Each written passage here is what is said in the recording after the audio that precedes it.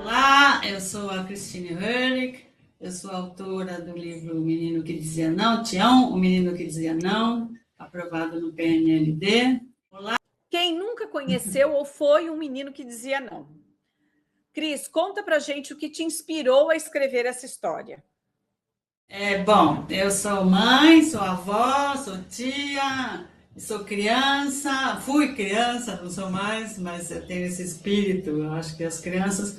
Uma coisa que eu acho sempre muito importante, a criança ela não vai ser, ela é agora, ela é o presente.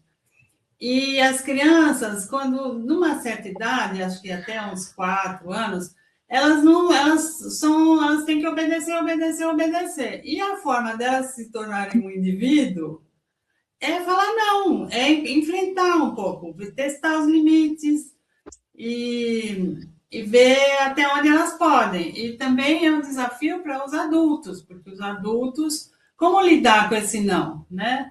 Então, eu sempre, até eu faço a sugestão no livro, mas nas entrelinhas, que você não precisa enfrentar, não, você não tem que ter um poder em cima da criança, é uma troca, um relacionamento. Então, você pode ensinar como educar e se educar também para isso. Então, vamos tomar banho? Não, é a hora de tomar banho? Não, aí você faz contornando. Que tal a gente levar os brinquedos? A mãe faz a pergunta invertida, para ele falar não, daí ele percebe que ele fala sim.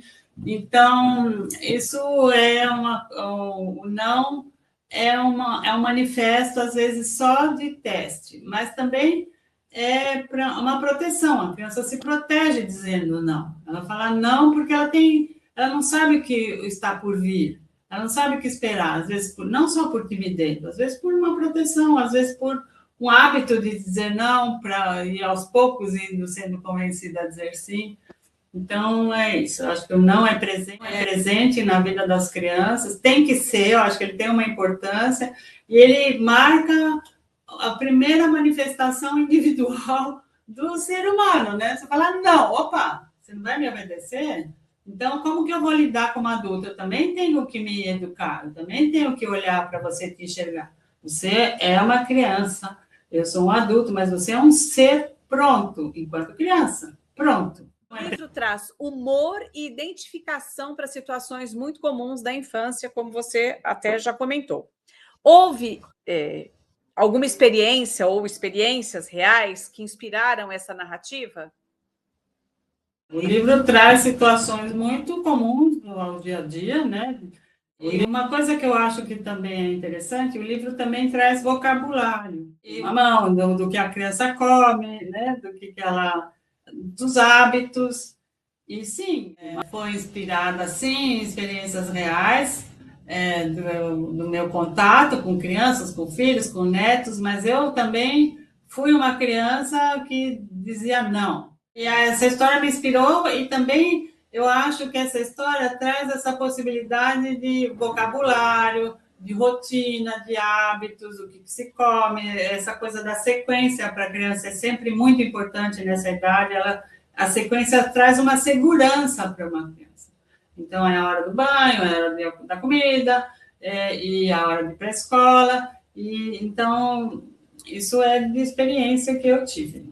O que você sugere para os professores para o trabalho com esta obra em sala de aula?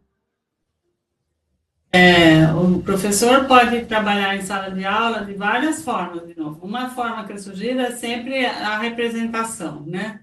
Trazer a criança para representar os personagens, porque o teatro te possibilita isso, te possibilita viver uma experiência que às vezes não é a sua. Às vezes você não é a pessoa, a criança que só falava não, e de repente você vai falar não, você vai ver, você vai aprender falando não. Ou você é aquela que fala só sim. Então, eu acho que é muito legal. Você se coloca no personagem da mãe, eu acho que dá para fazer uma peça teatral com todas as idades e exercícios mesmo, jogo, né, que o teatro propõe. Então, outra coisa que o professor pode trabalhar é vocabulário e perguntas: o que vocês comem, o que vocês não comem, o que vocês gostam, o que vocês não gostam, quem gosta de mamão, quem gosta de rimas, né? Eu falo, não, não, não, não, não, não. Eu faço muita coisa, brincadeira de jogo de palavras. E isso, eu acho que tem muitas propostas e muitas possibilidades, e muita conversa em cima do não, né? Depois a roda de conversa, o que é o não, por que fala não, para a criança começar a se entender, né? Isso. O menino da história aprendeu a obedecer ou ele aprendeu a se expressar? Qual que foi a sua intenção ao construir esse percurso? O menino da história aprendeu a se expressar, com certeza. Ele não sabia, ele tinha, além da, talvez, por timidez, mas não só, por repertório. Ele tinha o não como uma expressão pessoal, como uma defesa, e ele aprendeu a se e ele não sabia as consequências de um sim. Ele não, o sim sempre era automático, porque uma criança dessa idade ela obedece, agora é hora, agora os pais vão, entram num ritmo ali, e o não é, opa, espera, todo mundo para, os pais param, os avós param, todo mundo para, ele falou não. Então, você passa a prestar atenção nesse menino que fala não. E ele aprendeu a se expressar, ela pôr as latinhas, uma brincadeira, que fala sim, e a menina percebeu, porque ela teve empatia, ela viu, ela fingiu, ouviu que era sim, e aí ele viu que o sim era possível também como uma manifestação, como uma expressão pessoal. O que você gostaria que uma criança sentisse ao ler ou ouvir essa história? Eu gostaria que a criança se identificasse e sentisse a liberdade de se expressar, de ter a coragem de falar o sim, o não, o talvez, ou não falar nada e ser respeitada por isso.